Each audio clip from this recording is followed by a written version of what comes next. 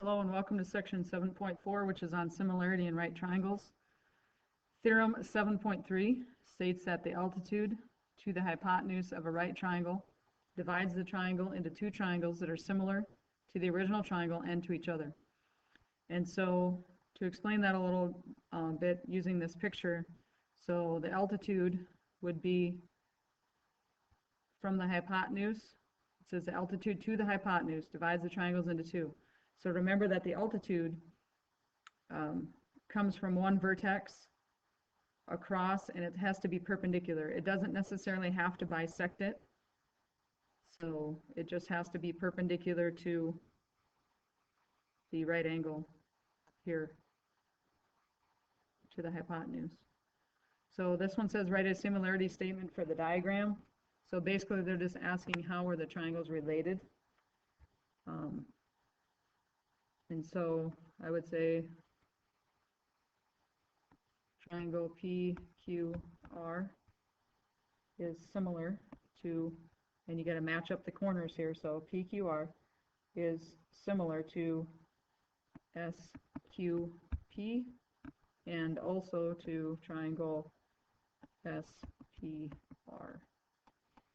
So the big one is similar to this one and this one, SQP and SPR. So it says from the next one, from the similarity statement, write two different proportions using the ratio SR over SP. And so using that, proportions have to be two sets of fractions, two sets of ratios that are equal to each other. And so you need to figure out which sides would equal those. And so you would say that SP over SQ equals SR over SP. That would be one. Two different proportions. So SP over SQ is equal to SR over SP. So this side over this side equals this side over this side, proportionally. Then you could also say that SR over SP equals PR over QP. Would be another one that you could use there. So SR over SP would equal PR over QP. Remember, you have to match up proportionally. Geometric mean. So the geometric mean of A and B is the positive number x, such that this little equation would work. So for some reason this did not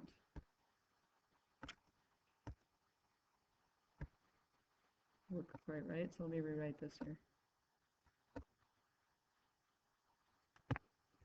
So A over x equals x over b.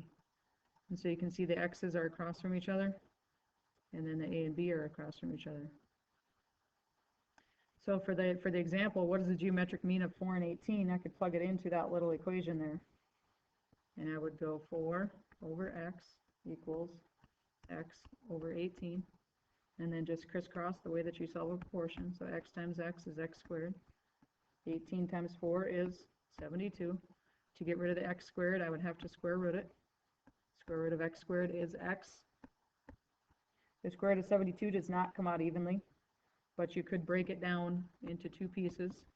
So square root of 36 times the square root of 2. And then this piece right here, square root of 36, actually breaks down to 6. The square root of 36 is 6. So 6 square root 2 is going to be your x. That's going to be your geometric mean. Doesn't work out very nice, I realize that, but that is the answer. If you took 6 times the square root of 2, you would get your answer. Corollary 1 to theorem 7.3 says that the length of the altitude to the hypotenuse of a right triangle is the geometric mean of the lengths of the segments of the hypotenuse. So it is the geometric mean. The length of that altitude is the actual mean. And we can use that in an example here. Corollary 2 to that same theorem, 7.3, says the altitude to the hypotenuse of a right triangle separates the hypotenuse so that the length of each leg of the triangle is the geometric mean of the length of the hypotenuse and the length of the segment of the hypotenuse adjacent to that leg. And I realize that's a lot of big words, and so what we're going to do is we're going to go ahead and do an example, and hopefully it'll make a little more sense. So I have a triangle here filled out with some values there. It says what are the values of x and y. Okay, so to be able to find y is the altitude, so I can just find the geometric mean then.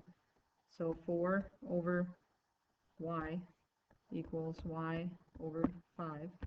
And I'm going to do the same thing I just did in that last problem for a geometric mean. So y squared equals 20. And again, how do I get rid of the square root? I square root it. Square root of y squared is y. The square root of 20, if you can find something that goes in there evenly. So square root 4, square root 5, if you break that down. The square root of 4 is 2. The square root of 5 does not come out evenly, so you could just leave it like that. So your y is 2 square root 5. So that's using this first corollary 1. Okay. Now to find x, I'm going to have to use corollary 2. So corollary 2 basically says if I take the 4 plus the 5, put it over x, that's going to equal the x over the 4. That's basically what this one says. Okay. So I'm going to go ahead and do the same thing, x squared. Now I have 4 plus 5, which is 9. So 9 times 4 is 36, and luckily this one comes out really nice because the square root of x squared is x, and the square root of 36 is 6, and so therefore my x is 6. So if you take a look back at what I did there, I took 4 plus 5 over this whole side of x, and then I took it times, or set it equal to x over this piece. So I did the whole big triangle basically on this piece, and on this piece I just did the left side where the x was, those two pieces, and set them equal to each other. So we're going to work on this a lot more the next time I see you. Just bring that knowledge with you. Have a good night.